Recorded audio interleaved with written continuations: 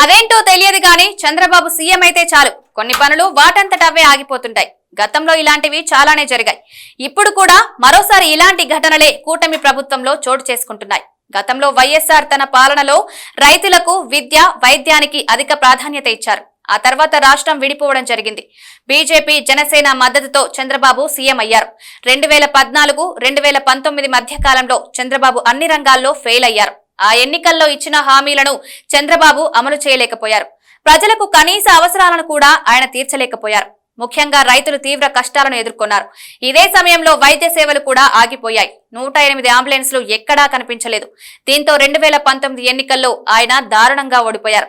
జగన్ అధికారంలోకి వచ్చిన తర్వాత రైతులకు అధిక ప్రాధాన్యత ఇవ్వడంతో పాటు వైద్య రంగానికి తిరిగి జీవం పోశారు. ఇక విద్య గురించి ఎంత చెప్పుకున్నా తక్కువే అనిపిస్తుంది. కట్ చేస్తే 5 ఏళ్లు గడిచిపోయాయి. మరోసారి బీజేపీ, పవన్ కళ్యాణ్ అండతో చంద్రబాబు సీఎం అయ్యారు. ఇప్పుడు కూడా సేమ్ సీన్ కనిపిస్తోంది. చంద్రబాబు ప్రభుత్వంలో ఒక్కొక్కరుగా రోడ్డెక్కుతున్నారు. 108 అంబులెన్స్ ఉద్యోగులు, అంగన్వాడీ ఉద్యోగులు, వాలంటీర్లు, ఇలా కీలకమైన వాళ్లంతా ఆందోళన బాట పడుతున్నారు.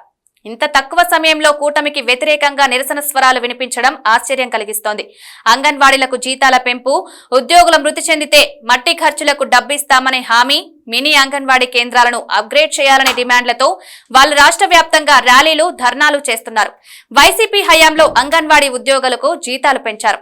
అయినప్పటికీ తమ డిమాండ్లను నెరవేర్చాలంటూ వైసీపీ పాలన చివరి రోజుల్లో 43 రోజుల పాటు ఉద్యమించి ప్రభుత్వంపై వ్యతిరేకతను సృష్టించడంలో విజయం సాధించారు. ఇప్పుడు 6 నెలలకే అంగన్వాడీ ఉద్యోగులు ఆందోళన బాట పట్టడం గమనార్హం. ఎలాగైనా అధికారంలోకి రావాలనే తాపత్రయంతో కూటమి నేతలు అలివికాని హామీలిచ్చారు. వాటిని నెరవేర్చడానికి ప్రభుత్వం వద్ద డబ్బు లేదు. అందుకే సూపర్ 6 హామీకి అతి గతి లేదు. ఏవో 1-2 పథకాలు మినహాయిస్తే ప్రధాన పథకాలేవి అమలుకు నోచుకోలేదు, నోచుకోవు కూడా.